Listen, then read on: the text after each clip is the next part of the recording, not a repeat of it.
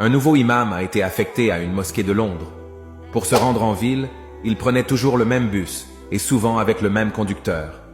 Un jour, en achetant son ticket, le conducteur se trompe et lui rend 20 centimes de monnaie en trop. L'imam se rend compte de l'erreur une fois assis lorsqu'il a recompté sa monnaie. Il s'est dit qu'il devait rendre les 20 centimes au conducteur, puis son nef lui dit que c'est une somme ridicule et que le conducteur s'en moque.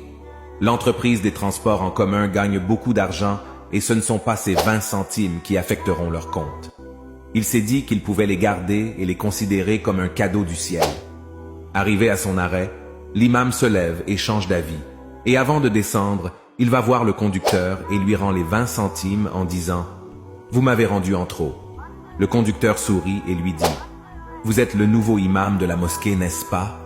En fait, ça fait quelque temps que je pense rendre visite à votre mosquée pour apprendre l'islam, et j'ai fait exprès de vous rendre de la monnaie en trop pour voir votre réaction. » En descendant, l'imam a senti ses jambes flancher et a failli s'effondrer.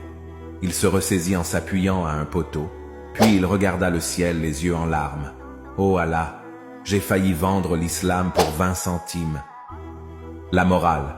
Les musulmans hors de la terre d'islam, vous êtes en première ligne, des ambassadeurs de l'islam.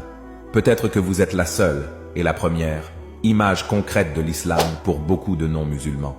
Soyez à la hauteur, ne déshonorez pas la Oumma de Mohammed, paix et salut sur lui. N'oubliez jamais qu'à travers vous, on fera, malheureusement, le procès de l'islam. Faites ce que vous pouvez faire selon les recommandations de l'islam, aussi peu qu'il soit, mais faites-le bien.